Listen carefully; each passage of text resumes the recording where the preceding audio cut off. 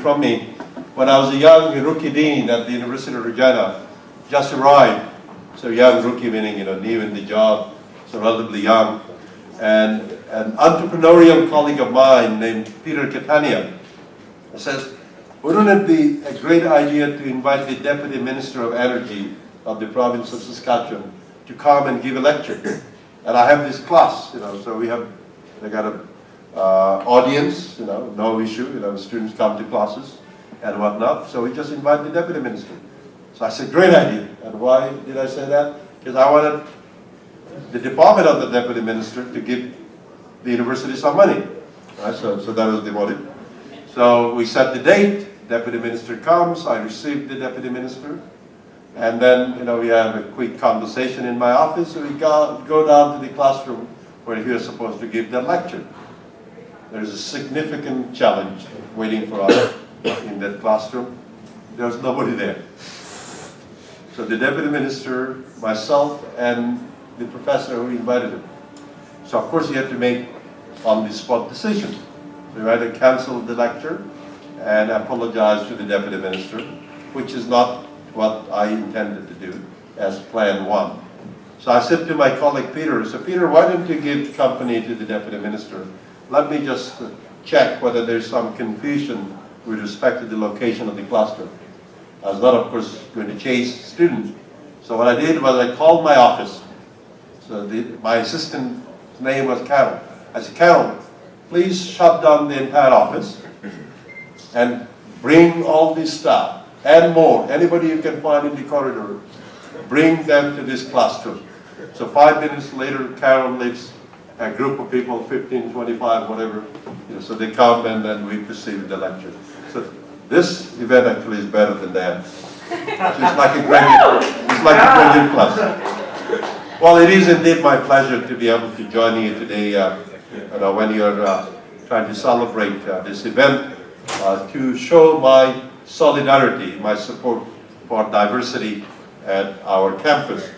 Like you, I believe that prejudice and intolerance has no place in our society, certainly no place in an academic institution like Western. So what you do is in a symbolic way, makes that statement that there is no place for prejudice, no place for intolerance.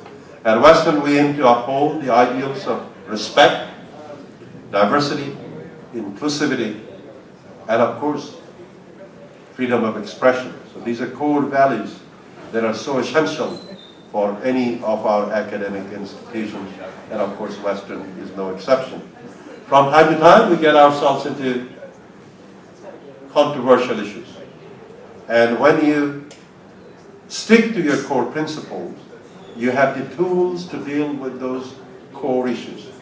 So typical issues that we'll deal with on our campus will be related to freedom of expression, because when we say freedom of expression, we have different views. And some of our views are controversial. And some of our views are not universally accepted. So when you express those views, there is a potential that somebody else may not agree. But there lies the importance of holding on to those principles. The principle being that we believe in freedom of expression, so thereby, people actually have right to express their views within the bounds of law. People have the right to express their views, even those views may offend somebody. And so, the example I could give you would be Ann Coulter coming to campus. Lots of us do not agree with what she says. I include myself in that category. And yet, I'm proud that this university, our student leaders, USC leaders then, made the decision that she had every right to speak, on her topic of interest, and she did. And we handled it in a very mature manner. Right? So that's just one example. So as I say, these ideals represent the very foundation on which our campus community has been built. So your presence here today is important. It is important because it helps to promote awareness and acceptance of the diverse community that we welcome and embrace at Western, regardless of each individual's gender or sexual orientation, or for that matter, ethnicity or nationality, or their point of views. So diversity is important. And for that, I commend you all for, raising that awareness. Diversity is important, from many, many reasons. We normally will think of social justice as being the main reason. But let me bring another dimension why diversity is important within the context of an academic community. So I started the premise that diversity of ideas is not only important, it's critical to what we do. It is important in an academic institution for us to be able to learn from different angles, different viewpoints. Right? So imagine if we didn't have diversity of views, how we would function as a global society. Because if you have just one single opinion, one single direction, and that direction tends to be the wrong one, then we are all going to be in big trouble. So that's why it's important to have that diversity of views. Within the context of Western, so if you broaden that a little bit more, we are lucky to have the diversity of disciplines that we have. We are a comprehensive university. And by having all those different disciplines, many of you are pursuing double majors, you enrich your learning experience, and that's important. So I think nobody will debate that diversity of learning experience, diversity of academic disciplines is very important to what we do. So if you accept that thesis, then you say, how do you get that diversity? Of course, at a very general level, you get that diversity from the diversity of disciplines. So that's just one aspect. So that's very obvious. We get it. English major, history major, chemistry major, so you get it. But I would argue also that diversity of the thought process is not just discipline specific. It's also influenced by other factors, right? Diversity in terms of our life experiences. So people who have experienced different things, they think differently. They may behave differently. Diversity based on our ethnic origin. Diversity based on our religious beliefs. Diversity based on our social beliefs. So I look at diversity from that academic standpoint, and I then conclude that the more diverse we are, the better we get. The more diverse we are, the stronger we get, because we learn from each other. So I'm making the case that it's not only a social justice issue, it is actually an academic matter that we must celebrate diversity of thoughts, diversity of cultures, diversity of social, if you will, gatherings. So on that note, let me thank you all for your contribution to that discussion, your contribution in terms of raising awareness, your contribution in making our campus more tolerant, more compassionate, if you will. And let me thank my personal congratulations and thank you to Steph, Adam, and our USC friends for their work in organizing this week's activities.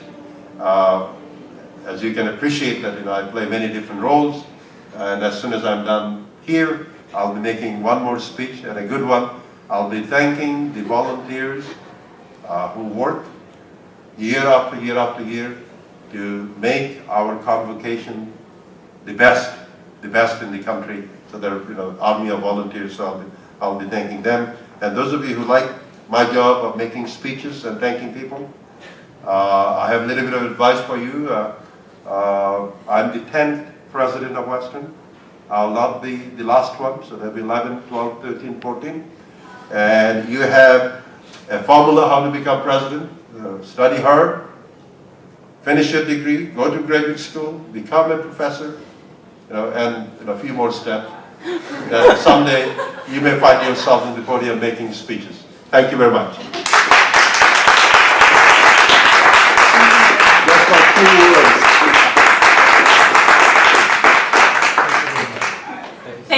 much, Dr. Chapman, for your 2 words there, your good morning and good afternoon. Go fill your belly with lots of good food, and thank those people, because that'll be me next year. That's exactly, you know what, he's right. We're here to celebrate diversity here on campus and really show how much diversity there is on campus. And podiums are weird, I'm sorry. So I'm actually going to bring up Mayuri, because Mayuri's prepared something and it actually looked like a paper, and I was like, this is weird. I did it. So she may not have prepared anything, I guess. But I'm going to bring her up, let her talk. She's our USC VPCI, so USC Vice President Campus Issues. And let's hear what she has to say.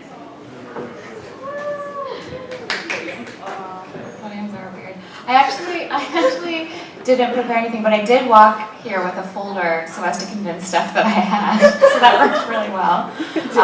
No, I didn't prepare anything because I usually find that that's not helpful for me, and I usually talk better when I just talk, but we'll see if that's still true in about 5 minutes. So I don't want to talk too much because I think Chakma said a lot of it, and I think everyone who is here kind of already knows these messages, but I'm so happy and so pleased that this week we've been able to celebrate the sexually and gender diverse communities. I think it's not only a priority for the USC, but it should be a priority for this university. And I think ensuring that students have that kind of support and that sense of belonging that is interconnected with not only their happiness and mental health and well-being, but their academic successes. So if a student isn't able to express themselves fully to the fullest extent of who they are, then we can't have a successful academic institution. And that's my personal view. And I really think that putting an emphasis on celebrating the diversity that this campus has and mixing that with also exposing issues of discrimination that do exist, because as great and diverse as this campus is, there are issues, just like there is in society at large. And I don't think it's because it's Western in comparison to other places. I think it's because we have a lot of social issues that we're dealing with in this country and in this world, I guess you could say, and they manifest on this campus. And I think as students that are educating ourselves, that are moving forward to be able to make change in this world, this is where we begin and this is where we start this change. And I feel so strongly about creating that movement here. A lot of the times people say, well, campus issues, God, that's so narrow, and what about everything that exists outside of this, small campus? But it all has a huge ripple effect and a huge impact. And sometimes we don't see that, and the PrideWestern coordinator or someone that works as an exec, the amount of work that they put in and the amount of effect that has should be said on a daily basis. So I'm really happy that people are here. I'm really happy that we'll be doing our Pride Parade and be able to celebrate the community. But mainly I want to take this opportunity to thank all the students that are involved in not only Pride, but all the other services. And I don't think we would have this campus if it wasn't for them. So thank you, that's it. If someone takes a picture of it. True, so true. Oh, I lost my hat. Thanks, get my hat. My hat's still on. Yep, I don't even know what to do. Okay, so you guys are all going out.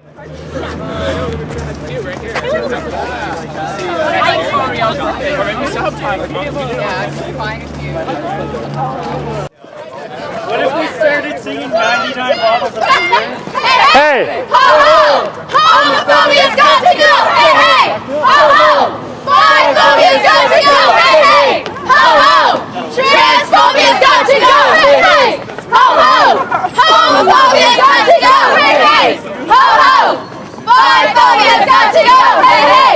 Ho ho! Transphobia's got to go! You're so right. Where are we going? Just go down the path. What do we want? Pride! What do we want? I have a hat on. I thought it would be okay. Version of Western song. Just deal with it. We should push them off the track. I know the pages. Yeah.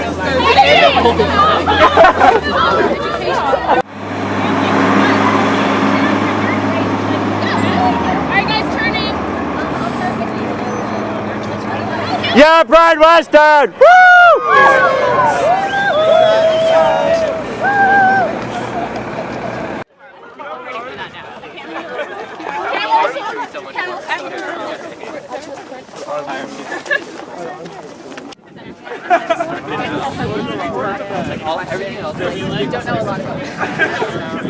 I still think the marching band would have been cool.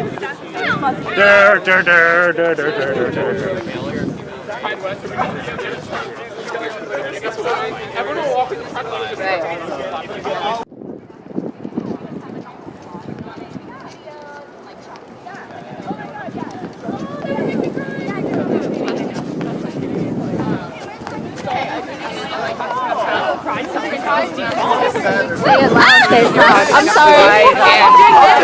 Because my whole PrideWestern's so hot right now. It's like super hot.